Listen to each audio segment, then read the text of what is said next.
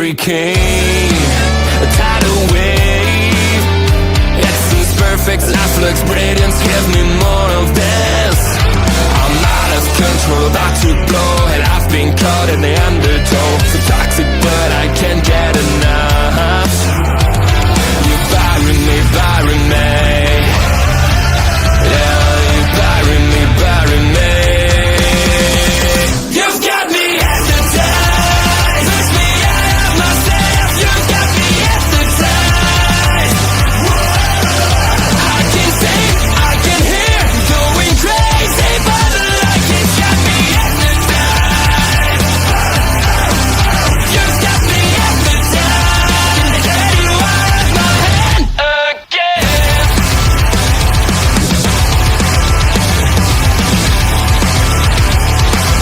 Is it wrong? Is it right? It's like I've won my final war without a fight. I'm out of control, about to blow, and I've been caught in the undertow. So toxic, but I can't get enough. You bury me, bury me. I know you bury me, bury me. You've got me hypnotized. Push me out of myself. You've got me hypnotized. I can see, I can hear, going crazy, but the light has got me hypnotized. You've got me hypnotized. Get you out of my head. Get you out of my head. Hurricane. Please note.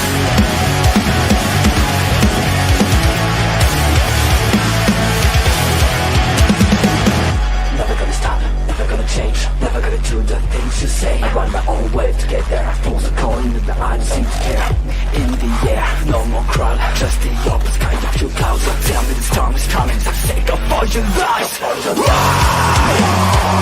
Why don't you try to be wise? Know that I need you anyway.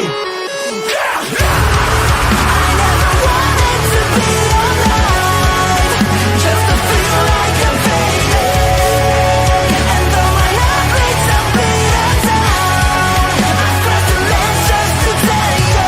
Don't lead the way, don't even say that I try with a try to play in the rain. I feel like I'm fading. Now, 4 great ways to lose weight with Thrifty New Plan. Is there water in your hairspray? There shouldn't be. Water takes the shape out of your hairdo. You need the water-free hairspray. Self-styling Adorn. Adorn's water-free formula puts shape into your hair and keeps it there. Actually holds up to twice as long. So put shape into your hairdo and keep it there with the water-free hairspray. Self-styling Adorn. Well, how do you do, sir? I understand this is your first taste of Carling's Black Label beer. Yeah, And, sir, what is your reaction? well, I like it. Good. Perhaps you can be more specific. How would you describe the flavor? I like it. Good. Light, Yeah, dry, yeah, and what else? I like it. Good. And the quality of Black Label? Oh, I like it. Good. Would you say it was high quality? Yeah, Or top quality? yeah. Yes, sir. It's premium quality at the popular price. I like that too. Good. And now, sir, see all those people out there? Where? You, sir, have been co-starring on TV with everybody's favorite Carling's Black Label beer. Oh, you don't say. Mabel, Black Label. Hi, Mabel.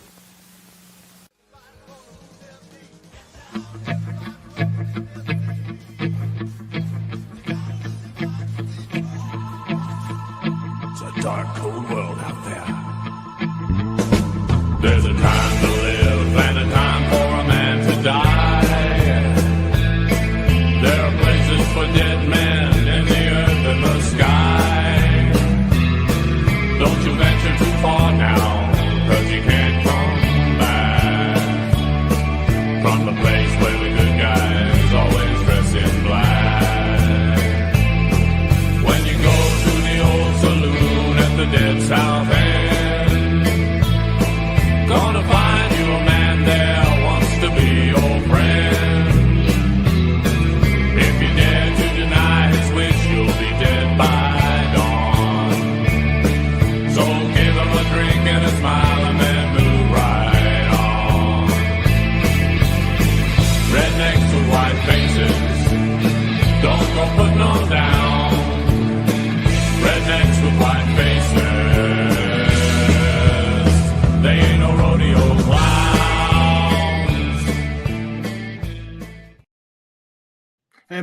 Boom! Just like that, it's Thursday night, and that means it's party time with us, the Video Bros. I'm Bobby Munson, and the man beside me, you know him, he's the man with the angelic voice. He is Papa Smokes! Papa Smokes, how you doing, brother? I'm doing great, Munson. Happy Thursday to you. Happy Thursday to all the wrestling people out there, and welcome to our esteemed guests. Yes, very much welcome to our esteemed guests. We will go around the table, and guys, let's go ahead and introduce yourselves. First of all, going to the side of Papa Smokes there, returning to our program, he is the Divine Light, James Shaw. How are you doing? I'm very good. Thank you so much, guys, for having us. And I'm really excited about this one, the history of New Zealand wrestling. We've got some really knowledgeable people in the chat and the podcast with us today. So I'll probably learn some new things too. And I'm hoping I could shed a little bit of knowledge myself. Fantastic. Looking forward to it.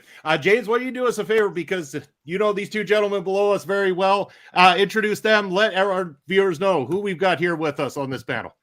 All right, we'll start with young David Dunn. I believe he is the man with the WrestleMania 22 tour poster in his background. He's disappeared, I believe. All right, we'll start with Austin. I'll allow Oz just to introduce himself.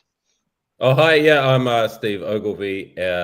James knows me as Ost, and I'm a wrestling historian, and I've been involved in the business as well. That's how I know James. And recently I've been looking after the Dave Cameron collection of historical wrestling memorabilia that's now belongs at the Auckland Library. Fantastic. And Ost is also a Hall of Fame, IPW Hall of Fame. He's a bit humble. He didn't want to. I'm sure he didn't want to share that. But Ost also been heavily involved in the wrestling too. That's all right. We can allow you to give him his flowers here tonight. All right. Gonna say hello to our chat before we get talking about the history of New Zealand pro wrestling. That's for first saying, look at these two handsome devils. First, I think he made the mistake. He didn't realize there was going to be 5 handsome devils on the screen, but saying almost time for PPW soon. Yes, it's right around the corner, coming up in February there, Bass. Announcement coming soon. You know that. We will take care of it. Ed coming in. Hey, and all the lovely people here today. Can't stick around, but want to say hello. Hope everyone's doing well. You as well, Ed. I know you got some stuff going on. Take care of things over in your neck of the woods there, my friend. And BDJ saying, what's up, boys? This pod is going internationally. Hell yeah, brother. Yeah. It sure is. Looking forward to it. We've also got the Spartan 192 coming in. Look at these 3 handsome devils. I think it these 3 handsome devils and 1 Bobby Munson on the screen right now. And this will be good. Paul Sayers, thanks for joining us as well, too, here tonight. But yes, as we kick things off, who wants to take the floor first? I think we need to go over to Oz to kind of get a feel for the history of pro wrestling in New Zealand, how far it dates back, and how it went back in the days of the territories and beyond. Yeah, sure thing. I guess I'll be covering the first about 60 years, but I'll try and do that quickly. So what I did when James told me, can I put something together, and obviously your pod being Canadian, was I tried to weave in the sort of Canadian relevant history here in New Zealand. So thought that would make the most sense, because otherwise people will be like, I don't know the places you're talking about, or maybe the people I'm talking about. So I've done that. I hope that's okay. Yeah, for sure. Oh, yeah. Cool. So in the 20th century,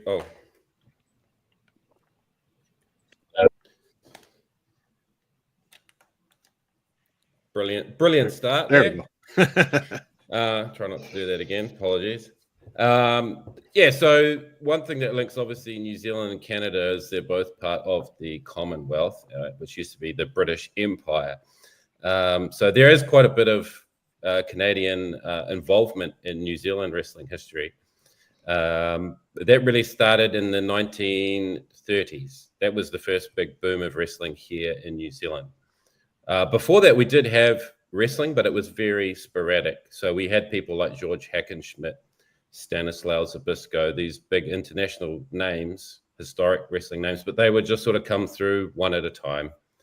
And New Zealand at that time, but being a colony of the British Empire, was very British-based. So it's all about farming and sending things back to England But what was cool was in the early mid-20s, wrestling in Australia became an ongoing thing where they took an interest in American wrestling coming down and promoting in Australia. So quite often people confuse Australia and New Zealand. They'll put them together, but they really are two separate countries. And the quickest way to get there obviously is on a plane, and it's still 3 hours apart.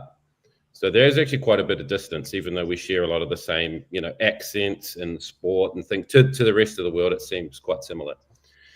But because Wrestling Australia was really popular, they decided to try and open up wrestling here in New Zealand in the late 1920s. And originally, the group that ran it was called the New Zealand Wrestling Union.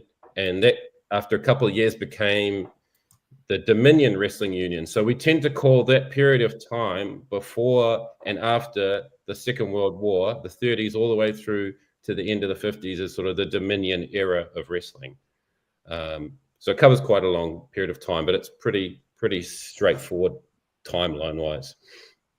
And interestingly, to make it relevant about Canada, the two biggest stars here in that time were both Canadian wrestlers. The first one was George Walker, and the second one was Earl McCready. And wrestling here was really it was seasonal, so it used to happen in the winter time here. Wrestlers would come down and they would stay here for months or weeks, depending on how well they did. And the main championship here was called the British Empire Championship, which there were different versions of those in different British Empire colonies. So George Walker and then Earl McCready were the British Empire champions, and they pretty much had that title between them from 1930 all the way through to 1953. Not including, obviously, it was closed here for some of the Second World War. There was very little wrestling for some of those years. And it's a thing that it's hard to explain, but in New Zealand, we always like when someone from another country endorses us or says we're doing something well. So that was sort of the appeal and the reason why we had a champion from somewhere else. It was like, okay, this is the best wrestler in the British Empire, and it's from Canada. That's a large country of good athletes. And so that's why it was generally a Canadian held the championship. The only year that it was different was 1940. For some reason, they decided to do it differently. But also another Canadian wrestler held the championship, John Catan. And then the biggest star that was the sort of second biggest star underneath Walker and McCready was a New Zealand guy called Lofty Blomfield. And he only held the Empire Championship briefly, and that was in 1940 when they decided to sort of trade the title around between different wrestlers. Otherwise, he was always the New Zealand champion. He was like the second biggest star, and Earl McCready was the biggest. And the only other thing I want to sort of say about that period, it was really, really big. It was on the radio. People could listen to wrestling matches on the radio, and it was in the newspaper, and you could tell it was very popular because every town would have one professional match, and then the rest of the card was all amateurs. And you could if you lived in a big city, you would know what happened in each of the towns. They didn't try to kayfabe it. They just told you. They would, like, if in this Hastings or Wellington or Auckland, wherever, you would know all the results of all the matches, and they kept the public up to date with who was winning and who was losing and who was drawing. And the other thing to say is the New Zealand style of presentation was unique, not just that we had one match, but one professional match, that is, but it was done in rounds. So even though most of the wrestlers, probably about 80% of them came from either the United States or Canada, that area, they had to wrestle in rounds, which is the British style of wrestling. So I'm not really sure how that came to be, but that's, if you read any old newspaper reports or anything, they talk about rounds, and that's the way it was done in New Zealand. And to sort of finish off that period of time, the last interesting thing was that George Walker and Earl McCready did meet in a shoot match here in 1937. Probably one of the only shoot matches that happened in New Zealand. What had happened is George McCready had left the Dominion promotion. He'd gotten really big, and I don't know if they were arguing about money or whatever, but he started up a rival promotion, which is pretty strange to think about in 1930s New Zealand, that there was enough business and enough room to support a second promotion. But he was sort of jumped ship and started his own promotion. The main promoter here, the guy that made it all happen, was called Walter Miller. He's an American former, I believe it was at light heavyweight or lower weight class. He was a championship wrestler. And he booked all the talent. Basically, he'd go to North America and recruit all the wrestlers, and then get wrestlers from India or England to sort of fill out the crew, or Australia. So what had happened was Walker tried to run against the Dominion, Walter Miller's group, who had put Earl McCready in charge as the champ. And he's decided, for various reasons, that's not working out. I want to come back. I want to come back to the Dominion group. And I'm the ex-champ. I never lost my title, and McCready's the champ. So, build up to this big match. So everyone thought it was going to be this big, probably go for a draw, a 60 or 90-minute draw match. But what happened was it lasted one round. McCready hurt George Walker legitimately, and he just forfeited the match. And you could tell it was real because it was not exciting, and all the people in the papers were complaining about it. They were like, "What's this?" The match went, 6 to 10 minutes, and one guy got hurt. Where was the big payoff? Even though at that time wrestling was presented as though it was legitimate, New Zealand fans expected mat wrestling, and they wanted, they didn't like it if the match ended in the second or third round. That wasn't enough for them. They'd complain. So that was a shoot match in 37, and Earl McCready from then on all the way to 1953 when he retired. He actually bought a house here in Rotorua. He lived here like all through the winter in New Zealand.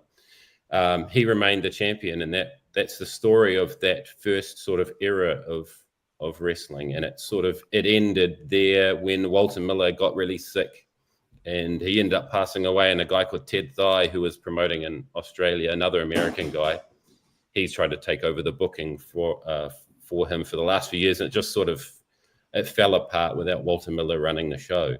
And at that time in the late 1950s, so the war had happened, and right after the war, it just was as popular as it had been again, but they were having a hard time getting wrestlers here because in North America, you had television, now televised wrestling. So there was a demand for more wrestlers. So it was hard to get people because in those days, people had to get the ship, a passenger ship from wherever they lived in the world down to New Zealand and Australia. So there was less desire to do that when you could wrestle on TV in America. They needed more wrestlers. And interesting, the other thing that I've talked about before is air conditioning. I think you guys probably talked about that when you see the old newspaper ads and programs for wrestling in that time frame. There was like, air conditioned arena, and people these days are always joking like, what? Air conditioning? Who cares about that? But that was a big deal. That's why wrestling was often in the winter, because it was too hot in summertime. You wouldn't go into the wrestling arena. It stank. It was full of people smoking cigarettes. It was hot. There's people wrestling. It was sweaty. So the air conditioning meant they could have wrestling all year round. And then New Zealand sort of suffered because it was harder to get people to come down here when you could stay where you were, or at least wrestle within America because of TV as well. There was all these new territories popping up, more places to wrestle. So going to New Zealand became something that was less desirable. It became more the people that wanted to get into wrestling for seeing the world, and they wanted to go to far-flung places and get paid to do it. So you see a decline there in the 1950s of the people that we could, the sort of talent we could get in, or there were just less wrestlers that, before in the 30s and 40s, we were getting, we might have 20 different wrestlers here a season. And then in the 50s, it got down to we'd have 5 or 6 guys. So, wow. Yeah, got a bit repetitive for the fans. Yeah. So after this period would have been kind of when you'd see the rise of the guys like Pat O'Connor starting to come in. Yeah, and so Pat O'Connor, see, if wrestling was still strong, he might have stayed here, but because he was such a good amateur wrestler, he got sent straight to North America, basically right after he finished being an amateur wrestler. Walter Miller here sent him to Minnesota to get trained for professional wrestling.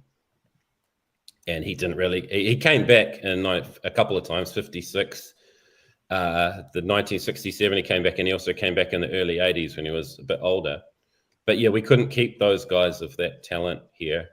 And yeah, you've just reminded me there. I just did one touch on something that's not professional, but it ties in. Was in 1950 here in New Zealand, we had the Empire Games. Obviously, Canada hosted those a few times. They were later called the Commonwealth Games. 1950, we had that. Pat O'Connor was in it, but also the guy who won silver, and I think it was in the junior heavyweight for wrestling, was Maurice Vachon, Mad Dog Vachon. He wrestled here. So you can find some cool photos of him wrestling as an amateur here in New Zealand at those games. And that's in Dave's collection. So hopefully that collection will be accessible online soon so people can check all that kind of stuff out. Oh, that's amazing. That's right up our alley for sure, too. Big fans of the Vachon family. Anybody want anything to add before we talk a little bit past this era? No, I was just, that was great. That was So amazing. they're all in. Yeah. Papa Smokes, I was just like listening. I was like, man, this is great. Yeah. I know you did some deep research on this era as well, too, Papa Smokes. I'm sure of it. So anything you like to add? Yeah, I was just going to ask one question, and I'm assuming it probably went in the same way as North American wrestling and wrestling in other parts of the world, but I'm sure that New Zealand wrestling in the 30s started as a little bit more reality-based, a little more shoot-based, and then started getting into the fixed finishes and stuff like that in the 40s and 50s. Is that right? Did that follow the same course? Yeah, I think it mirrored that basically. There were more emphasis here on mat wrestling. So there was still like even in the 30s, there's a lot of controversial finishes, but there were a lot more draws in those days. Like the crowd was happy to watch an hour draw here in New Zealand because they wanted to see the wrestling. And then it really, in the sort of, after the first few years, then the more spectacular performers came in. Jumping Joe Savoldi was here, Jack Claiborne, those guys, and it was all about the drop kick and the tackle. So we had Gus Sonnenberg came here, and there was all about the finishing move rather than the finish. It was, because you might have one fall each and go to a draw. So it was very rare that there were no falls, no pinfalls or submissions, even in a draw.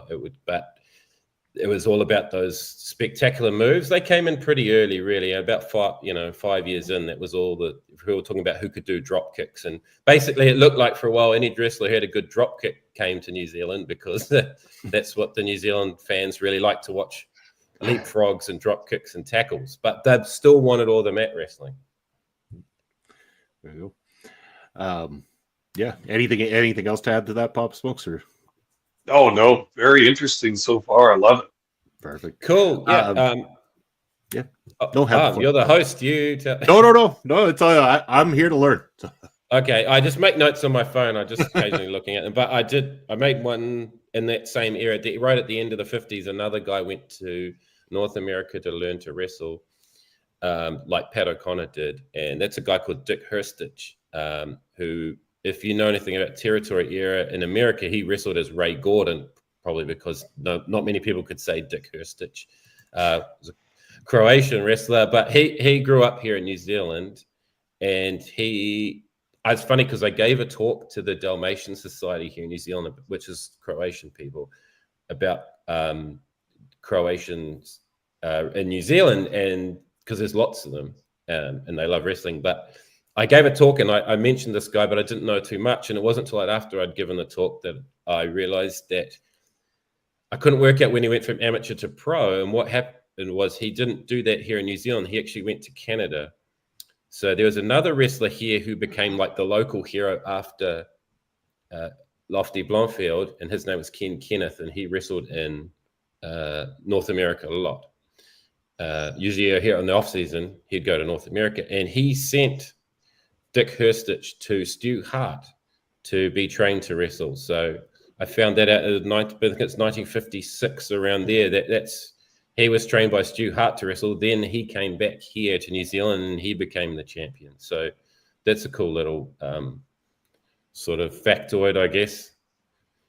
about tying Stu Hart back to New Zealand as early as 1956. Wow. Sure, if you dig That's deep awesome. enough, you can tie Stu to just about every part of this world. Yeah. Well, there's some more Harts turn up later on, but I haven't got we haven't got there yet. And then, so basically after that era, what we call the Dominion era, then it sort of becomes a bit of a real loose time in New Zealand. So basically how it worked earlier on was the Dominion would send the wrestlers out to each different wrestling union. So like it was presented as though it was real. So to keep that going, the local wrestling bodies in each town or region, basically, they put on the shows, and then they'd supply the amateur wrestlers and the seconds, and the Dominion would send the referee and the wrestlers to each of the towns, and then they worked it all out. Like the local board would have to send the money back to the Dominion, and then they'd cut them a check. And it sort of worked in that way. And when the Dominion part closed down, they tried to promote. The local boards tried to import their own wrestlers and promote shows, and it didn't really work. So wrestling was very patchy in the 1960s. It was basically left up to certain wrestlers to start promoting themselves. And that sort of mirrored, in a way, what happened in North America, where you had the wrestlers buying the territories, like your Vern Gagne or whoever, buying it till Bill Watts or so, like buying the territory and putting themselves on top and then running it. So that sort of happened here in New Zealand, but just basically because no one else was going to put wrestling shows on. So that's where you see people like Steve Rickard and John De Silva. They start putting on their own shows, and there was a group here in Auckland that was Ernie Pinches, who was a former wrestler, and he started putting on shows. But rather than make himself the star, he became the referee, and he would import wrestlers. So it's all kind of a jumble, and it's quite confusing. But I just did want to mention that we had two great Canadian wrestlers came here in the end of the 60s, with John De Silva, who did wrestle in Canada. Again, another great amateur wrestler. He wrestled at the Olympics and the Empire Games, and he learnt to wrestle. He was trained for pro wrestling in UK and England. And at that time, there were lots of wrestlers from around the world going in and out of England. So when he started promoting here at the end of the 1960s, he brought some of his favorite wrestlers in to work with him. So John was the Empire champion. They kept the Empire title, just tried to keep it all the same. And that was the two guys that he brought in right at the beginning to help sort of establish his group was George Jordienko and Gordon Nelson, two great Canadian wrestlers. And they had a lot of really well-regarded matches here that got a lot of coverage in the newspapers. So they generally wrestled in indoor venues, but for those guys, they wrestled outdoors. They got some really big crowds outdoors at a big rugby league park here. And it's possible, I haven't found it yet, but it's possible there is footage of John and George Jordienko, because one of the matches was filmed. But it's somewhere in the New Zealand Film Archive, if we're lucky. Got to dig deep on that one. What's that? They got to dig deep to find that one. Yeah, I've asked them, but yeah, it's possible it's in there, along with the on the mat tapes, which we'll get to because we don't know where those are, if there's many left. So I'm just going to sort of skip ahead. I didn't want to take up too much time, but we'll just briefly go through the 1970s, which was the next sort of boom period, and that was due to television. Television came on in New Zealand in 1960, and so we're quite late to TV, and it was very small for the first few years. It was only in the major cities had TV. If you lived anywhere else, you couldn't get television.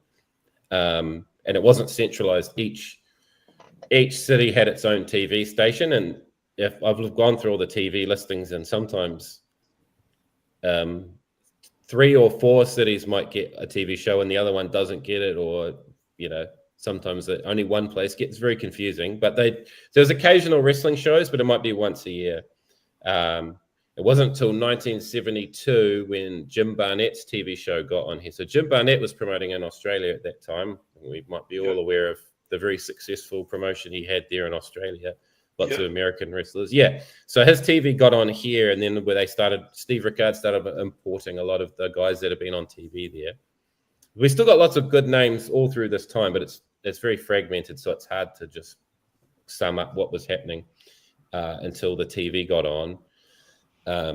But what happened was a couple of guys from New Zealand went to Canada, they went the other way. They were going in North America, and that was Bob Butch Miller and Teddy Luke Williams. And they went to Montreal as the Kiwis, and then they became the sheep herders and later the bushwhackers. Yeah. Yeah. So they were in Montreal and in Stampede, as you guys tell me all about. Yeah. David Dunn's shirt. So we started getting, Dave's got the shirt. Yeah. So we started having talent go the other way, which was cool.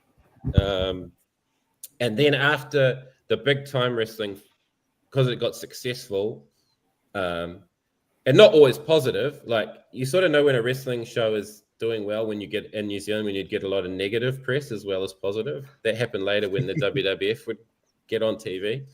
So when big time wrestling, still a thing, right? That's still a thing. Yeah, it must be the Kiwi. I don't know why that is, but that for sure gets negative press. Even to this day, that's still like you're like, oh, it must be good then. It's wrestling's so polarizing, and by that point, it wasn't really presented as real. You know, I mean, it was still kayfabe, but people sort of considered wrestling like where you find the ads had gone from the sports section to buy the movies and stuff. It was more of an entertainment, even though the wrestlers and it was still rounds and they still mat wrestled and everything, but it was a little bit looser. And the types of wrestlers that we started getting in, we'd get your Abdullah the Butcher and your Mark Lewin and King Curtis. It was more blood and guts type people. They'd been on the TV in Australia, so they were coming over here. And then after big time on the mat, 1975, and that's the year we got colour TV. So that's how behind New Zealand was on those sorts of things. And that's on the mat, and that became like the staple thing that everyone's mums and dads or grandpa knows about. Yeah, Samoan Joe, the first Samoan Joe. Yeah. Dave King, that. Yeah, Dave's a man. Yeah.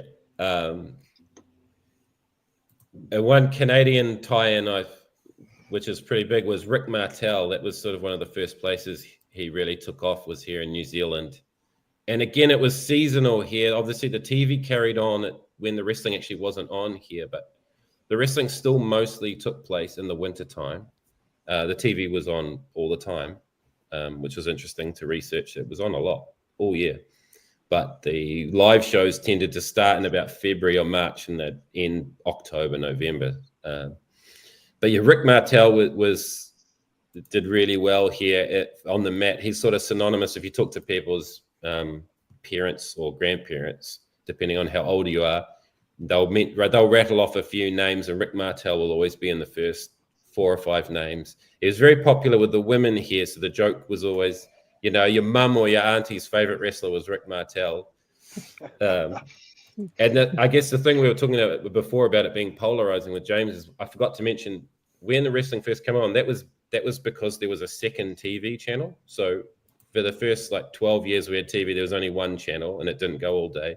And then in the 70s, we got a second channel, and that stayed for the whole of the 70s and all the way up to 1990. We didn't get a third TV channel.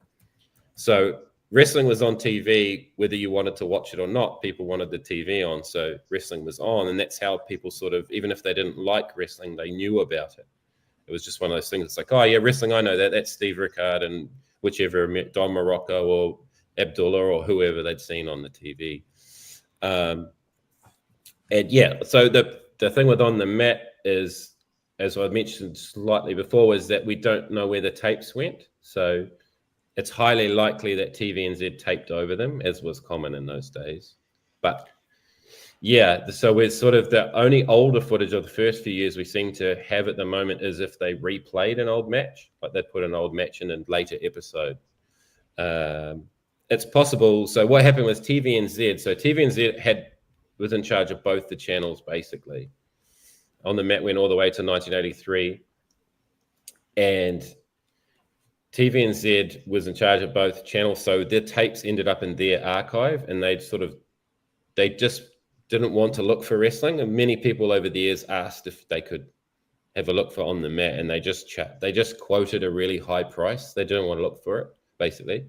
Because of my other job that I work in, I've got footage off the TVNZ archive before, and they quote a high price for anything, basically. They just don't want to look to I don't think their tape library was organized no matter what you were looking for. And I went down there once and it was full of old posters and stuff. But now why I bring that up is because all those tapes, they sent the whole lot to the New Zealand Film and Television Archive, Ngā Taonga. So if the On the Mat tapes are here in New Zealand, they'll be down there somewhere and they'll turn up someday. It's like the Hackenschmidt match that was here in New Zealand that finally got digitized last year. So it's possible that the On the Mat tapes are there somewhere, if there's any, and they'll turn up at some point. Now, the only other way we might see On the Mat is that it was also sold overseas. So Steve Rickard, who was in charge of On the Mat, he was a wrestling promoter. He got all the talent. He booked the shows. At that point in the 70s, it sort of went from multiple promoters down to just him. And he sold the On the Mat tapes as well, all through Southeast Asia, Singapore, Indonesia, Malaysia. It went into India as well, and I think one other country. I think it went to 5 countries.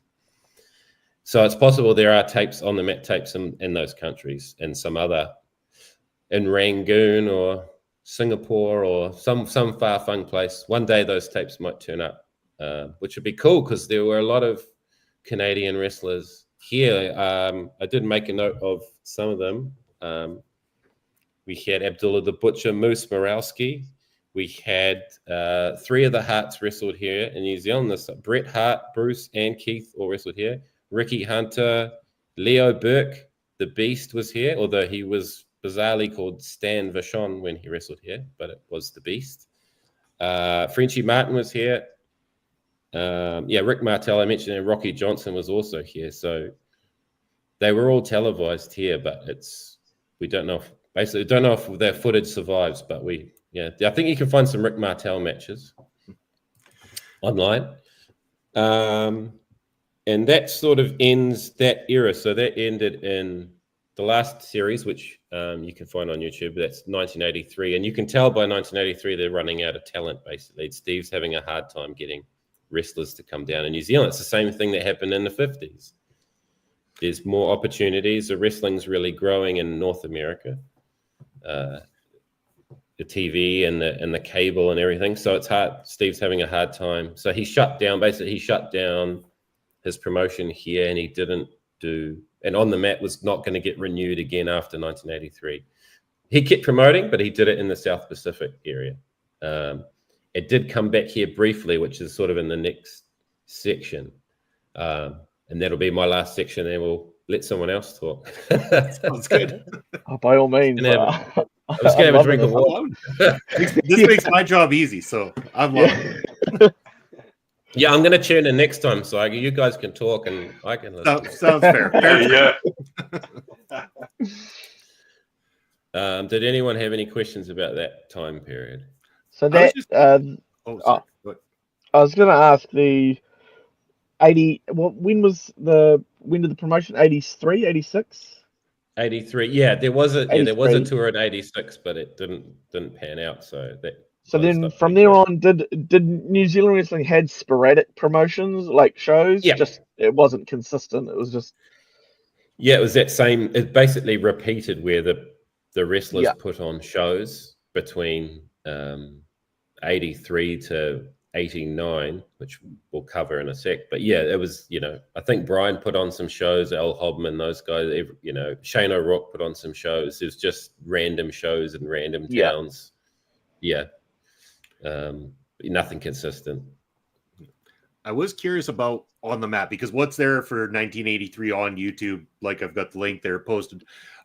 Was it always that way? Like, it seemed to be a lot of, like, there was matches put on from New Zealand, but there was also a lot of promotion happening that was involving, say, the NWA champion at the time and stuff. Like, there's a lot of promos there from Ric Flair, and of course he would come over and do some matches as well too. Was it always that way, where it was kind of a blend, like a variety hour type thing, or was it different prior to 1983?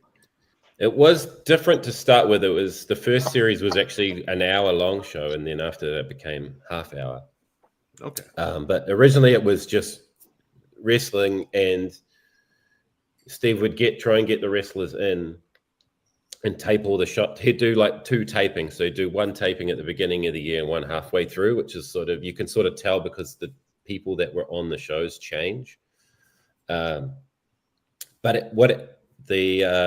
he was able to get the NWA champ more regularly, then that's when more of the pre-tapes came in, because he really wanted to hype that up. So when he could get Harley Race in every year or every other year, then he started adding in more tapes. And then why it's different in the later seasons, the last couple, is because that's when they know they're going to be promoting these, like selling these tapes overseas. Before that, it was just like, here's a wrestling show. And then by the early 80s, they're like, oh, people want to buy these in advance. So what Steve was doing was trying to add in this international flavor. And that last series of On the Mat was usually broadcast as World Pro Wrestling and not On the Mat, if you look at the TV listings. And they were trying to change the image and make it more of an international wrestling show. And that way Steve would try and get in, like, he's like, send me a tape of Ric Flair, and then book Ric Flair for all through the South Pacific as well as New Zealand. So it did change over time. I was just gonna, it might be a silly question, but what was the point where the wrestlers stopped using the travel by ships and when were planes? Like, was that around the 60s or the? I'd say so. I'm not sure, because you could, in the 50s, you could fly here, I think, but it took so many flights, like from North America. That's why that Hawaii kept being a good wrestling place, because you'd have to fly to Hawaii first. Oh, yeah. Even if you wanted to go to Japan or to come down to Australia or New Zealand. And then you had to stop in Fiji was one of them. And I think there was somewhere else. So I'm not sure. And I don't think it was dependent where you go, because when Dave Cameron went to the UK to live in the end of 1958, he went there. He had to take a ship. Oh, wow. So, yeah, you could see they were still taking ships in those days. But I think the wrestlers started to switch over to planes because they could stop somewhere and wrestle on the way. Because otherwise, you're on the ship. That all you can do is get sick or get fit on the ship. Yeah. You know, there's nothing. You can't make any money unless you're playing cards with people or something. You couldn't make any money wrestling. If you're on the ship, that eats a couple of weeks into your schedule. Yeah. There and back. So, like, obviously the pay would have to. I imagine that they would subsidize that. I can't get the word right. They'd give you a bit more money here if you wrestled here, obviously. So yeah, well, that was the problem. Was after a while the money wasn't as good, and you know the New Zealand dollar is always weak compared to most currencies. So, excuse me. So that became a problem over time as well. But yeah, I think that's why wrestlers, and that's everywhere, they wanted to fly places, because it meant you could get somewhere quicker to wrestle. But yeah, I don't know the exact date of when that was. Okay, I could ask Dave; he might remember. Dave's memories. He's 91 years old now, so his memory is not what it used to be. But he actually called me on the phone the other day, which he hasn't called me on. He hasn't called me on the phone for about 3 years. So I visit him, you know, every 4 to 6 weeks. But he's like, "Oh yeah, I've just figured out how to use my phone." So that's cool. That's brilliant. Yeah. I remember when I went over there, he handed me a bit of paper, and it was his landline number. Oh yeah. And this was like landlines had been phased out pretty much. And I was like, man, I don't know. I just had a brief moment where I was like, I don't know if the mobile can call landlines. Like, yeah. You know, you just have that brief, like, not thinking straight. Yeah, I know, of course they can, but yeah. Well, he had in his wrestling room, he always had that cordless phone. And yeah. Sometimes there'd be. You'd go into this room, it's crazy, it was just full of everything, and he'd be like, "Oh, sorry Steve, we've got to take a call," and then you might not talk to him for the rest of your visit because he's talking to some old boxer or old wrestler or the family of someone, and they want a photo of their uncle or someone that used to wrestle or box. So fantastic. So I'll just talk a little bit more and just bring you up. Sort of the last little boom in this era was the end of the 80s and the early 90s, which is when Superstars of Wrestling got on television here in 1988. And it was that same thing where the foreign TV got on, people got, and it was massive. Like as far as publicity. It got in all the newspapers, less so the serious papers, more the more tabloid type papers, but it was getting great exposure, positive and negative again. People didn't want.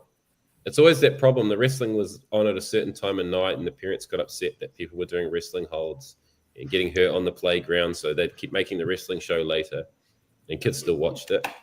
Oh, did that again. It's funny how that happens, because I remember at school everyone would talk about the Attitude Era and stuff, and at the time I wasn't really a big wrestling fan, and I remember the teachers were furious if you wrestled. Like if you got caught wrestling in the playground, like it was detention. Like yeah, it just kept happening. You go back to the 30s, and there's newspaper clippings of people listening to wrestling here on the radio and then trying to put holds on and getting stuck, and policemen getting called to people's houses to help them get out of these wrestling holds because they were putting them on for real. They're like, oh, you do this. And there's a big chart. They had a huge chart with all the holds, pictures of them. And every year there was an annual they'd put out, and it would show you how to do all the moves. So the wrestling promotions basically encouraged it. Yeah. But yeah, the WWF thing was big. And also, it's so funny how they promoted it. But then when you get to the Attitude, they're like, "Do not try this at home." It's complete juxtaposition. So one of the things obviously was with WWF at that time, Rick Martel was there, and so everyone's mum and dad's like, oh, this is garbage. And oh, Rick Martel, oh, he's good. He's a good wrestler. I remember him. Just like night and day. They'd come on, tell you it was rubbish. And then suddenly if there was someone that had been on the mat, or they remembered Don Morocco or someone, they'd be like, oh, no, he's good, though. Or Harley Race, It was pretty amusing. So what happened there was, because it was very popular, they tried to run tours here. So there was a promotion startup here. Don Morocco was involved, and they brought over the British Bulldogs, and I forget, Tom McGee wrestled here, amongst other Ludwig Borger, Tony Hum before he was Ludwig Borger, he was here. The Guerrero, so it's sort of a random mix of people, and then the Bushwhackers were tied to that group, so they did 2 tours here, going off their popularity. And at the same time, that's when we got our third television channel. And because wrestling was big, they wanted to put on their own wrestling show. Well, they wanted a wrestling show, and they decided, we'll either buy another wrestling television show, in WCW or USWA or whatever they could get. But no, they decided we'll call Steve Rickard and we'll put on our own wrestling show, which you can also watch on YouTube. And that's called The Main Event. And I was about 10 when that came on, and man, we were so disappointed by that that show, because they tried to make it like the WWF television show, but they recorded it at a netball stadium here in Auckland, and that's sort of like the inexpensive way they used to do on the mat, but it didn't really carry over to the modern fan at that time. Was like, it looks really inexpensive. But we did have a few more Canadian guys wrestle here because of that Main Event promotion. So Bulldog Bob Brown was here. We had Rick Patterson. He was called the Canadian Stockman Patterson, and he was meant to be one of the main villains, but the gimmick people didn't quite understand it. First of all, because farming is quite big here, so they're like, why is he's bad because he looks after stock? Like, and what's bad about being Canadian? They would have been better if they called him the American Stockman. Would have been like, oh, that loudmouth Yank, but the Canadian, we're like, we don't have any problem with Canadians. They're in the Commonwealth, so. That didn't work. We also had Mike Lazansky. He wrestled here. I think that might have been it for Canadians at that time. So what happened there was it was trucking along pretty well. And then I guess a combination between all the negative publicity, there was actually this group was formed to get wrestling off the air here. But I think also at the same time, wrestling, about 1991, there was a bit of a dip in WWF overall, and the TV ratings started going down. So the TVNZ were just like, enough of this, we're pulling it off. And that was the end of wrestling. And every kid went on to get interested in something else. Rugby, usually. Rugby league or Ninja Turtles or whatever it was. whatever stuff people rollerblading, whatever people were doing in 1991, and that's sort of like you could still get the wrestling magazines here and stuff, but it really died off here, and that sort of went into another dark age, and that didn't change until the Attitude Era and what came out of there, and that basically is as quick as I could make it. Is New Zealand wrestling history from the 20s up to the early 90s with a bit of Canadian perspective on it. That's phenomenal. That's more than I could even find when I scoured information throughout the internet. Like this has been fantastic. So that's good. This is all documented now. This is all documented on the YouTube now. So well, thank you. I'd love to talk about it. It's great with social media and the internet capability that we can connect and talk about the different areas, because that's how you keep history going, is by you have to keep there's written history and visual history, but you have to have oral history as well. You have to tell people stuff so they can take it on board. So that's really cool, and so thank you. And the other thing I want to say is I only really know I'm able to distill it down because of Dave's collection and because I was involved with archiving the collection at the library. I could spend time looking at the scrapbooks to get even a basic understanding of each era. So thanks to the Auckland Library, I guess. But yeah, it's good to be able to talk about it so it's all stuck up in my head and someone else can share it now. That was great. I think now we go over to the floor for David and James to bring us into the next era of wrestling in New Zealand. So, gentlemen. So I imagine David's probably the best person for this, because I didn't watch wrestling during the Attitude Era. I actually thought it was quite stupid. And then, which sounds ridiculous, because then I fell in love with it. So look at your life now.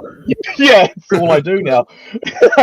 So I guess I'll leave it to David with the Attitude Era and stuff. I mean, you could probably explain how the TV. We only got an hour, I believe, or. Yeah, that's right. We got a distilled version. So we were up to 4 TV channels by this time. So we had creatively named TV4, and that received a 1-hour version of WWE Raw. And quite often they would, obviously have to cut some stuff out, distilling it down to an hour. A lot of the violence was omitted. You'd get shots of the crowd when there was a chair shot, or black and white when it was blood and things like that. So it was quite heavily edited, but people seemed to be pretty into it all the same. I remember it being quite. I was a younger man at the time, but it was very popular in the schoolyard, and the magazines started to show up around classrooms again, and there was sort of this buzz that wrestling's the cool thing again. And then I think it's quite interesting talking about these different eras of New Zealand wrestling in terms of wrestling that happened within this country, because it really is 2 separate eras. Like anywhere else around the world, you'd imagine there's sort of whether deliberately done or not, a sort of a passing of the torch between these generations. There's an interaction between these generations. Someone will have trained a new breed, or someone will have wrestled someone. But when it comes to the actual wrestling starting up again, it sort of, as Oster said there, has trailed off in the 90s with the end of On the Mat in the main event. And then New Zealand wrestling has to really start from zero again as a clean slate. And so that's where a group of Aucklanders, and James, you can probably speak to this, because all of them were going to were trainers, but they start back up out of nothing. Yeah, so it's quite interesting. It's exactly how Dunn said. Like, there was no passing of the torch. It was almost like the torch was extinguished, and then from there onwards, I think a lot of the people that trained me and stuff were watching the Attitude Era and whatnot, and I think they just had that desire. They're like, man, we really want to do this. What's the avenue of doing this? And I believe, from what I understand, a lot of them were at this big. We had this music festival called the Big Day Out, which happened every year. And at one of the events, I'm not 100% sure on the history of it, but they had women's combat fighting as it was just an expedition. They had a lot of women doing what looked like wrestling, but it was very shoot thing. I was there.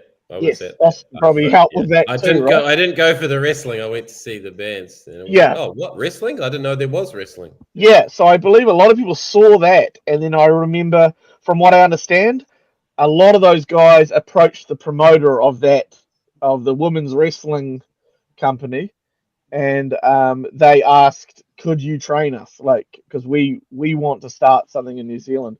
And I think initially, what was his name? Steve. John. Not John 100% Broche, sure. yeah. Yes. So initially he was like not keen. We only train women here. Then I think eventually he caved in, whether that was them being persistent or him changing his mind or whatnot. And basically that started what I would say it was very basic. It was just this one promotion called Mania, and there was no other promotions at the time, I believe. And that basically started the restart of like wrestling, which was quite phenomenal when you think about it. A lot of those guys there were just self-taught. It was very it's very amateur in the sense that like they didn't have an official wrestling trainer taking them through like everything. But that being said, though, they did a phenomenal job just from watching things on TV and learning. But then on top of that, you had some legends like I believe Bruno Becker, Peter Lane. These were old legends who like had wrestled in that on the mat era and whatnot, and had done those tours. And I believe Peter Lane was in the 70s, also. Yeah.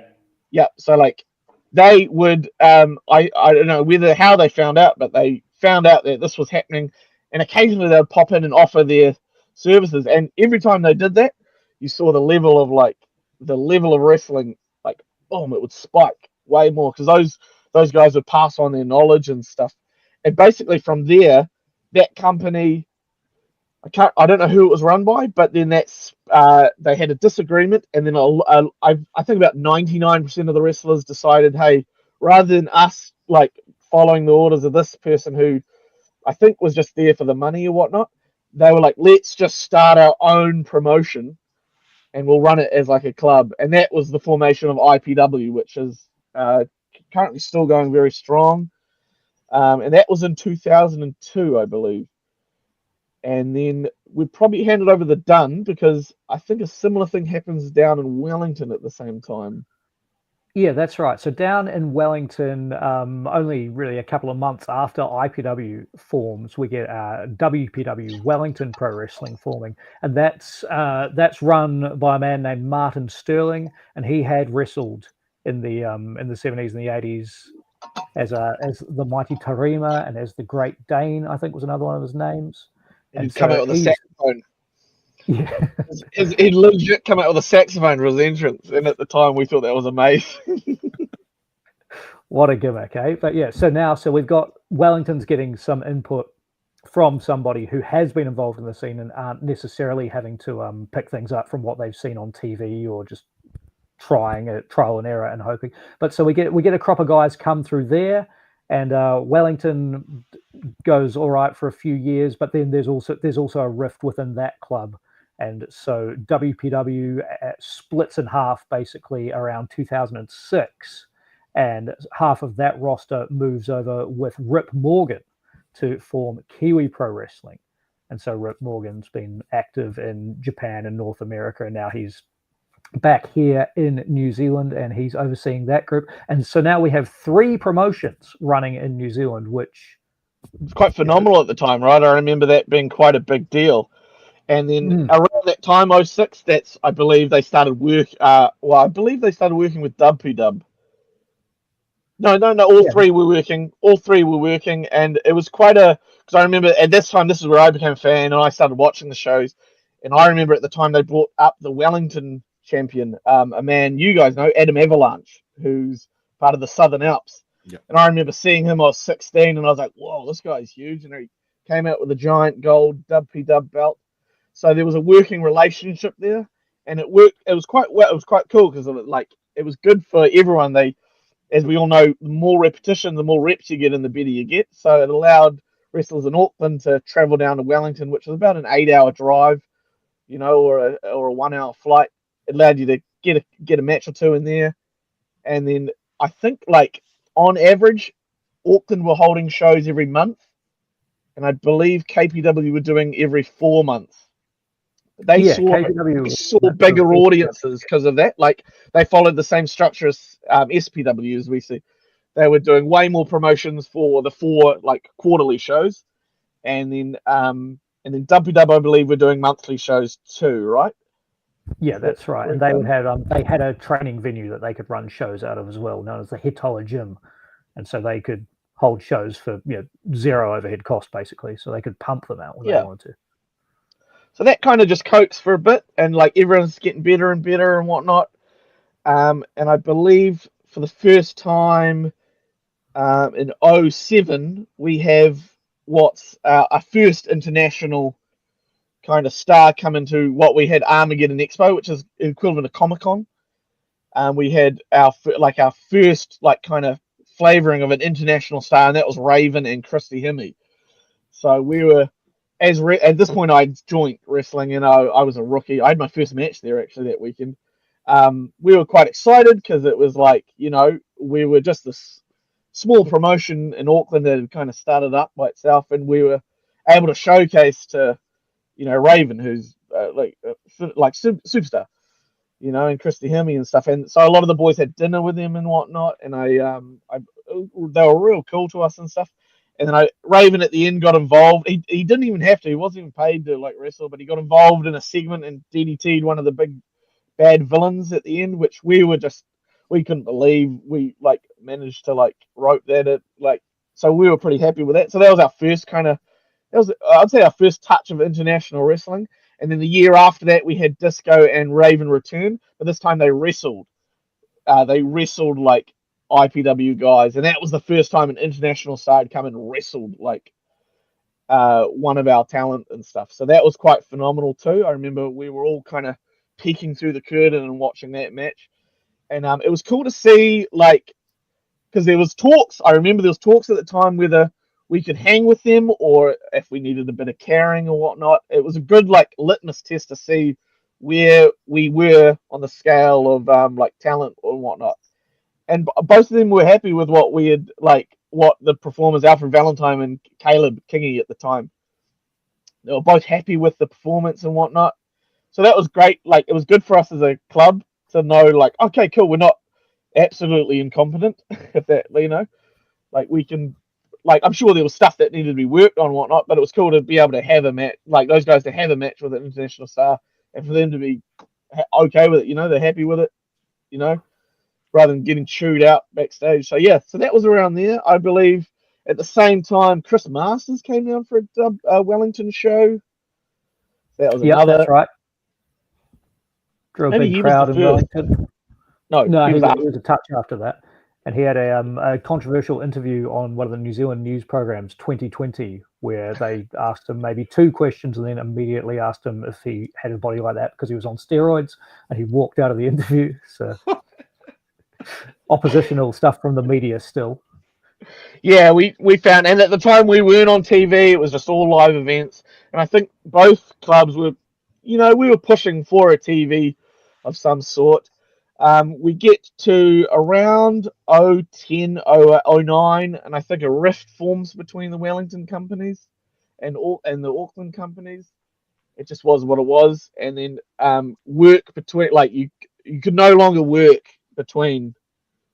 It was kind of very territorial. You were in Auckland or you're in Wellington, and that went for a few years. But then I remember Caleb and Ost and Vinny, they all went into the tour over in America with Bushwhacker Luke. And how long was that, Ost? We were there about 6 weeks, but yeah, we went out and wrestled up in the Maritimes for a couple of weeks, so that was cool. So I can say I've worked in Canada. Actually, we had a show on Prince Edward Island, so I've been there. Oh, wow, nice. Yeah. That's a long way to go. That's great. Yeah. So when the trio return, all Ost, Vinny, and Caleb, they're pushing for that these promotions should just open the door. And I remember the promoters at the time were a bit iffy, but they just kicked that door down. They're like, oh, this is the way it should be. And that basically restarted the relationship, yeah? And I remember from there, it just kind of goes till about 2013. Oh, no, sorry, I should mention Manama Mao. So we go business as normal. Everyone's getting better and better and better. We're getting a lot of help from Peter Lane, who was a legend. Bruno Becker. Who else? John Goria. They're all Roderick as well. He's helping out as well. So you got a small selection of legends who are helping out and whatnot, and then finally we get a TV deal in 2012, I believe, and it's for at this point New Zealand had more than 4 channels. It was about you had Sky, which is a satellite thing, and they had about 100 channels and whatnot. So we picked up a deal on a local channel called no, sorry, I should mention we were on Alt TV before that. Yeah. Yeah, that's Yeah, right. I thought you were going to leave me out, man. Sorry, yeah. Host the TV. No. Yes, I'll just It's all backtrack a very- tad. So before that, we were on a very, very small channel which Ost would host, and they just wanted our they just wanted a DVD of the shows we filmed, and we just chucked it on, and then like they'd film segments where Ost would host it, and one of the wrestlers would just go drop it off, and that was on every Friday night, and that was really cool. That went for quite a long time, I believe.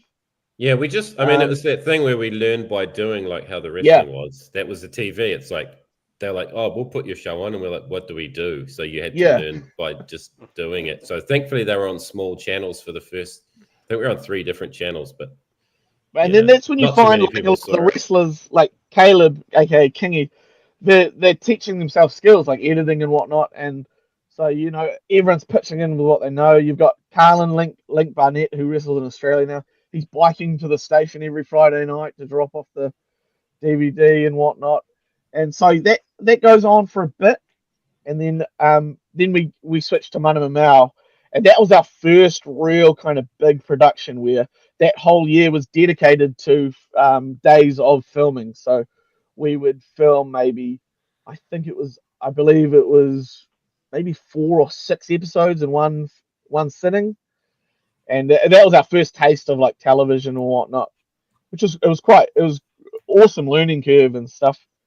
And that got 1 season, which I believe got sent to Australia and stuff. So it was cool to like, you know, you had some guys go to Australia and they're like, oh, we get that show here on a local television. So it was kind of that. But I believe, and they went just for a full year. They only did the 1 season. A lot of that's still online, I think, which I'll send you a link. And then what's happening in Wellington around that time? They're just putting on shows, right? No, yeah, they're putting on shows. Prior to that, they've had their own show that's come on, been named Off the Ropes, sort of in tribute to On the Mat, and that's been held on Prime TV, which was again not as significant as TV2 was for On the Mat or TV3, but it's a mainstream nationally available channel that was on Sunday afternoons. So if you're a kid, you'd finish playing your sports games or whatever, and then you'd get home. We're not overlooking it. Yeah, don't you worry. And that was sponsored by good production. Good production, and very good production in terms of sponsorship from the New Zealand Fire Service. So some amusing but informative vignettes in between the wrestling matches about keeping things a meter from the heater and not overloading your junction boxes and H-Flame coming out. Great character. I think their champ came out in a fire. A phenomenal wrestler. Looked fantastic. And still wrestles occasionally to this day. So, yeah. That went 1 season, yeah? Yeah. So all of these shows seems to get picked up just for the 1 season. I mean, if I could just...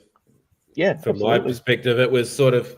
I think as you guys are explaining, there was no cohesive package. Everyone was doing their own thing, and the hard part was getting that experience from the previous generations because there'd been a disconnect. And in Wellington, there were more older wrestlers around that wanted to help, but they wanted to be really hands-on. And up in Auckland, there weren't that many wrestlers around that could help us. But the ones that did, they sort of wanted money to help, and we just didn't have money because the money we were making, we were putting it back in to keep the company afloat, and to put on shows. So they would, apart from Peter Lane, most of them would only help once or twice a year.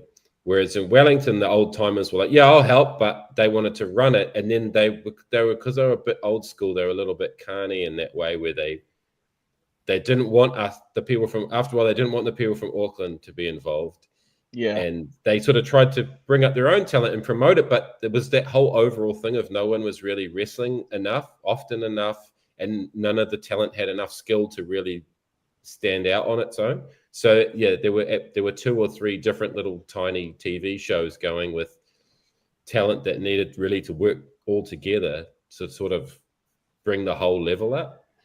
And it's funny you And say that because that's how it felt to me yeah, anyway. it's funny because right near the end of Minimum Hour, they had a production meeting and they needed like bigger guys and whatnot. And a couple of the guys in Wellington were huge, so that was the first like kind of step in the right direction where they needed this for TV, so they reached out to Tycade and Ben Munner and whatnot, who were I think how tall is Tycade? 6'7"? Something massive. Yeah, very large wrestler. So the production company needed a set of like wrestlers, which we couldn't provide because we just didn't, we were just one club, we didn't have it. So then that was the step where we started kind of reaching out and going, hey, can we use your guys and stuff? And then from there on, the working relationship reignited again. And I remember at this point I was about 4 years in, and I took advantage of that, man. I was on every show down in Wellington, and I kid you not, what they say about getting those reps in, it really does work, because I was one of the few guys that was wrestling 3 or 4 times a month compared to everyone else, and I just felt like I was really learning a lot. So that relationship goes for a bit, a lot of working together and whatnot. And at this point, the rift between the Wellington companies, it gets fixed, I believe, and then they start working together. KPW and WPW are working. David Dunn might know a bit more about that. Yeah, that's right. They start sort of the issues there have been resolved, and there's more talent sharing, and everyone sort of. You're right. It does feel the more you can work, the more you can learn from each other, the better you get, the faster you get. Yeah. I think the other thing I want to say is also at about 2006, the WWE finally came here. So they'd never, the Bushwhacker tours were not actually full WWF tours. They would just send some of their talent down here, and it was all done locally. But the WWE started coming here once a year or every 2 years. It became, and I think to start with, everyone was like, "Oh, that's my meal ticket," whether if they were running a wrestling show, either I'm a wrestler and I'm going to get signed, or I'm going to get a tryout, or the promoters, the older guys, were like, "I'm going to get my guys signed," and there was quite a lot of tension around that. And the reality was that no one was at the level ready to go. Yeah. We needed to work together, which you saw later, and then you started to see wrestlers from New Zealand go overseas, and that's part of the reason that we went over, was just to open some doors and just be like, look, we're from here and there's wrestling in New Zealand, because on an independent level in America, I don't think people knew there was anything here. But once that the reality sort of set in, like, hey, no one's ready to go to the WWE tomorrow, then the relationship sort of got better, and people started working together. And then I would say that was around 2013. And then we see 2 splinter promotions, not from the Auckland promotions, but just from separate wrestlers. I think one of the wrestlers had moved from Wellington to Auckland, Graham Hughes, and he decides he's going to open up his own training skill and run like shows and whatnot. And then I believe one of the wrestlers from IPW left, Stacey Stewart, and she starts Maniacs Pro Wrestling. So for the first time in Auckland, you've got 3 promotions, which at the time we didn't really know what to do, like, and how to deal with it. So we just kind of had a closed door relationship where we had nothing to do with each other.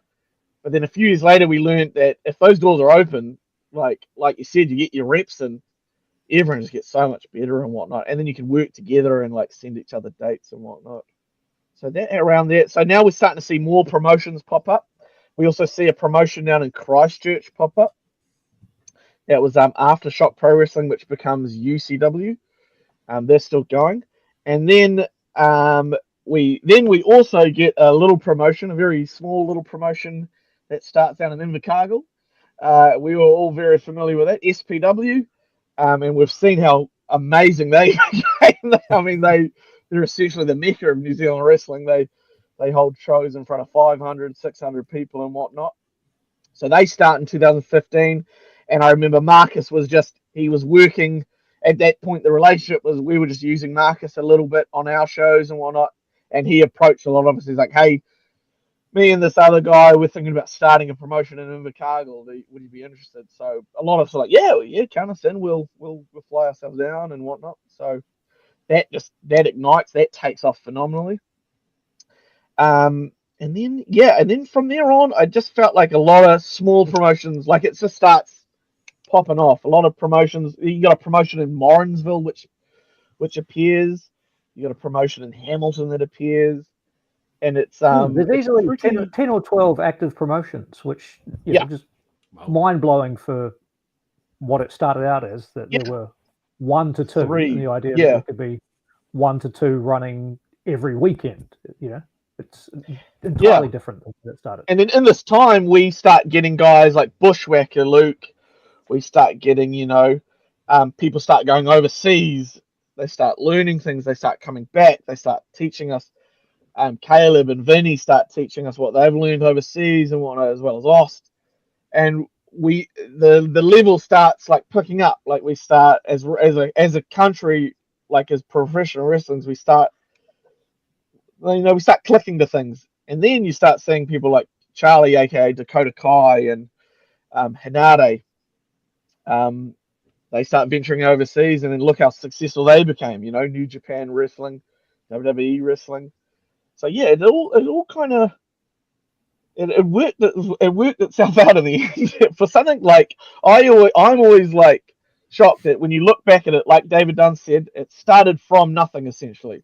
The light was extinguished, and it almost had to be rebuilt and relearned and stuff like that. Thankfully, we had occasionally we had Peter Lane and whatnot. Peter Lane was quite regular. Occasionally we had legends and stuff like guiding us a bit. But I'd say a lot of it was self-taught, which on paper, it doesn't look like it's going to work out. But then now you look at it, you're like, wow, that really did kind of pan out, which I'm quite I'm really proud of what everyone's done in this country. I mean, if you think about, we're just a small little island at the very bottom of the, I feel a lot of the time New Zealand tries to emulate the world and stuff like that. And we tried to emulate the wrestling, and I think it was successful. We started a scene here, and then it got to the point where SPW were flying in international stars like Will Ospreay to come wrestle and whatnot. We've had, I've wrestled Hacksaw Jim Duggan here in Christchurch. Very, very easy match. I've wrestled Bushwhacker Luke here. A lot of the people have wrestled Haku and stuff. So we've gone from like absolutely nothing to, a place where you can get international stars and stuff coming in. I would love us to take the next step forward, because it happened a little bit in 2007 where we had a relationship with an Australian company. I would love for us, like going forward, maybe this year, is to start doing what we did in New Zealand, but now with Australia, because then you can really work together with another country that's, it's like I said, it's only 3 hours away. So, you can do a lot of work and stuff there. So I'd love to see that as a goal for New Zealand wrestling moving forward. We start working really close with some of these promotions and stuff like that. Because then you can get an international star who goes to Australia, and then they can piggyback off that and come to New Zealand, and a lot of good can come from that. Yeah, geography lines up well. I want to bring this question back for you guys. STG's asking, what are some of the bigger names that have come out of New Zealand in the last 15 years to head to the bigger promotions? Yeah, so like I would say Dakota Kai and Hinade, they're our two grandest exports. They both started in IPW. Dakota Kai started the same week as me. I remember, we were all just like all training together and stuff like that. Hinade started a few months after me, but it's the same time really. And then so those are two major ones. They were they were two major ones that were wrestlers that then explored. Because then you've got a few like Jay White and Tox Farley who didn't wrestle here initially. They started overseas, but then like Tox Farley who came back and helped the scene and whatnot. And Jay White, he's wrestled here occasionally, like 1 or 2 matches here. Anyone else, David Dunn? We got Blair Davenport as well. She first learnt wrestling here. She then retrained when she went back to the UK with Progress and things. But she had her first ever match in Wellington at the Hetola Gym as part of NZWPW. So now on SmackDown roster, she's another one. I would have said Niwa as well because Yeah, he had a Niwa's great huge. career in Mexico, Johnny Idol. Yep. So I think that was part of, wrestlers could go anywhere, like James was saying. You could go to Japan and get a career. You could go to Mexico and get a career. And that's finally validated that, people have to be in the right place at the right time because we're so far away. The first wave of guys that sort of, I'm in my era, I was like, we'll never be full-time anywhere because we'll be too old by the time we get our skills up and we get known. But the next group of people, and that you see that they have full-time careers. And then so the potential for the next generation after that and so on now, it's viable that you could start your wrestling career in New Zealand and end up with a full-time job in North America or Japan where you can make a living doing it, which is awesome. Yeah. And saying there's nothing restricting people from pulling their fingers out and going to wrestle in Aussie. I worked a show with Drew McIntyre and Al Snow. Just had to put in the effort to get booked. Yeah, exactly. Yeah, that's it. Yeah, it's all it is think just because reaching New out. Zealand's so far away. Yeah. Sometimes New Zealanders too, they think, "Oh, I'm so far away," and that's the one difference in New Zealand. You do have to travel that far. You just got to be prepared to spend the money to get there. Yeah, because I did a small stint with coming here, but they don't need you, so you've got to go. I did a couple of shows with MCW, like around. That was when Bronson Reed was wrestling he was wrestling. He was quite big in Australia at the time and stuff. Damien Slater, Elliot Sexton. You see a lot of these stars now who are just full-time wrestlers and stuff. And Andrew's right. You just have to reach out and you just got to put your name out there and stuff. I would like to say, tying it back to you guys where you are, I wish it was easier to work in Canada from New Zealand. You'd think the Commonwealth thing would help, but man, geez, crossing that border was horrific. Canada's pretty tough for our border crossing in the first place. I wish it was easier, and I wish there was a easy path because we'd love to open those doors, especially here in Saskatchewan. We'd love to open up Prairie Pro Wrestling to the great talents in New Zealand for sure. And I'm going to go over to Papa Smokes now because he's been silent almost this whole hour and a half here. So I know he's itching to ask a question or two. So we're going to go over there. I'm soaking it in right now. This is great. I probably have questions later, but just what's on my mind right now is from some of these lectures here is that it's very similar by the sound of it, New Zealand wrestling systems to Canadian as well because of the whole geographic thing. Like we share a long border with a big powerhouse country like the US, but we're still geographically isolated in a certain way, I think, especially where Munson and I live out in the West. It's a lot of miles with not a lot of people out here. So it's not profitable for a lot of wrestlers unless you make the tour. But still, if you make the tour from Canada's West Coast, Vancouver, you can go 1,500 miles and only play 4 or 5 cities of any size, so to speak. So it's difficult out here. We don't get the best talent out here. In the East, it's a little bit different with Toronto and Montreal. They're right next to Detroit and Buffalo. There's a lot of sharing that goes on over there, but it's similar out here. It's a long drives, not many places to play, and some, the payouts just won't carry you through for all of that. So we have to rely on some U.S. Wrestlers and stuff like that as well. So similarities all the way through. But one of the questions I wanted to ask you guys about the New Zealand was, did you guys have regulatory sports commissions which would kind of lean down on some of the pro wrestling companies and make it difficult for them to run?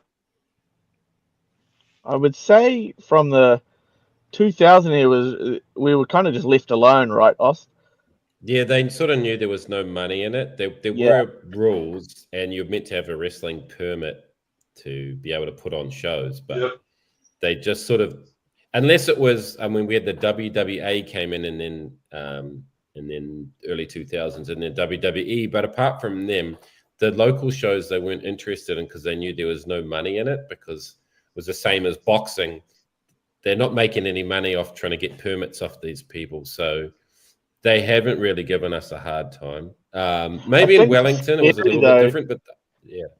What's scary though is those laws are still technically there. So like, if say hypothetically it did become like quite successful, those laws could still be enforced. Like you do still need a wrestling permit and whatnot and stuff.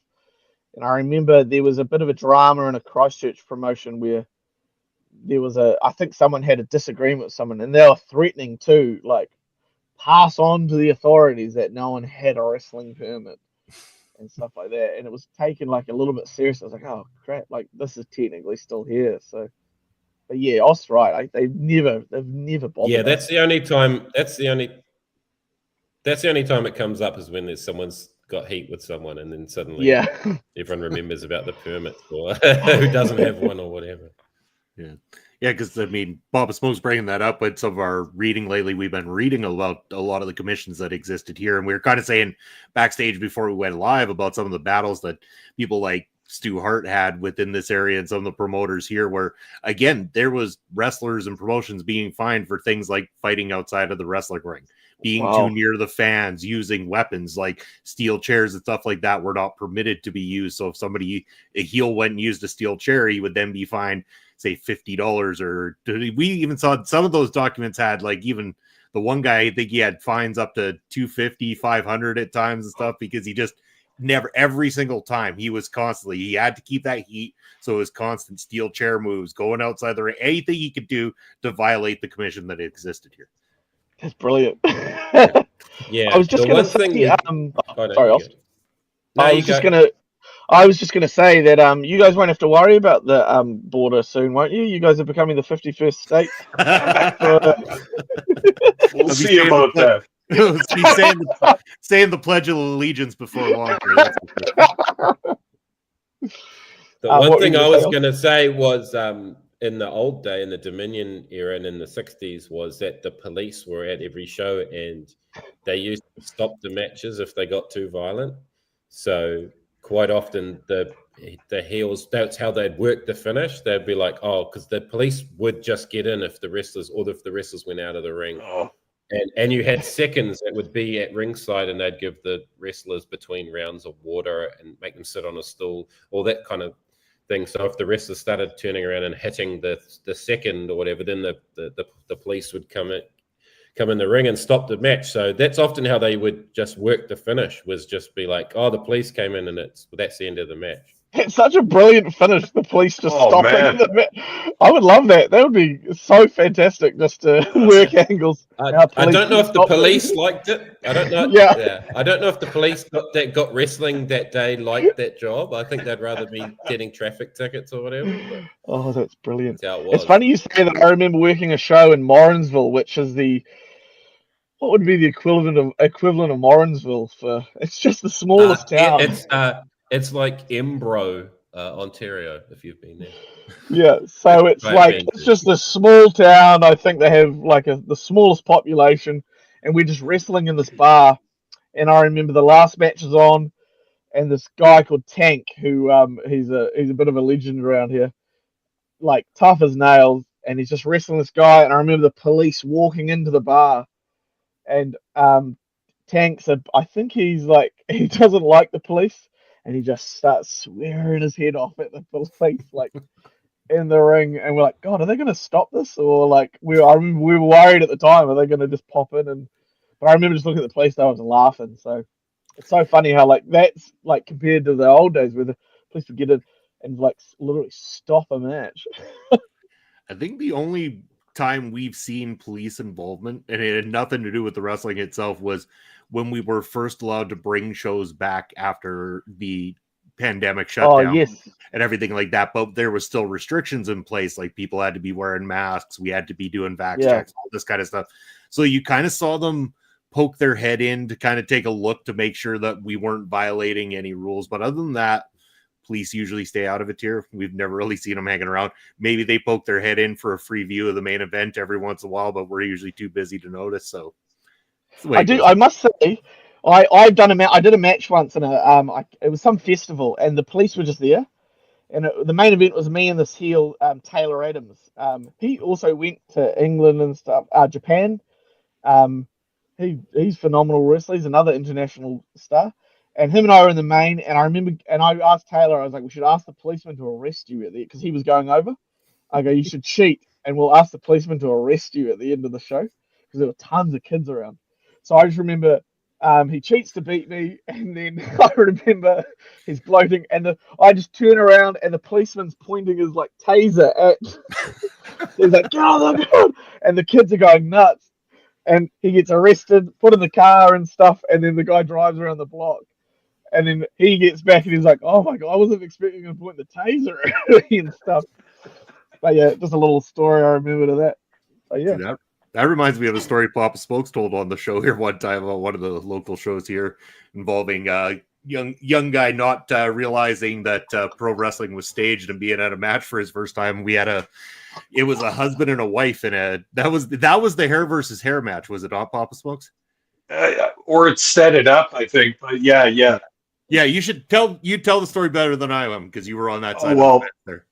Yeah, it was my friend who had his young nephew there, a kid of 12 or 13 sort of thing, and he had watched wrestling on TV but never been to a live show.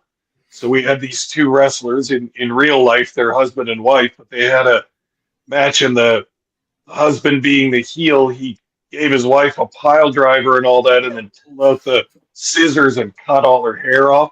It was a wig, of course, but he cut her hair. And this kid we were with was losing his mind. Like, he was saying, are you grown-up guys going to phone the police, or do I have to find a phone and phone the police? And we were saying, no, don't worry, they'll be coming after that.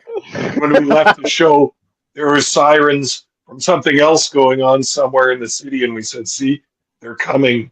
They're coming to get the heel.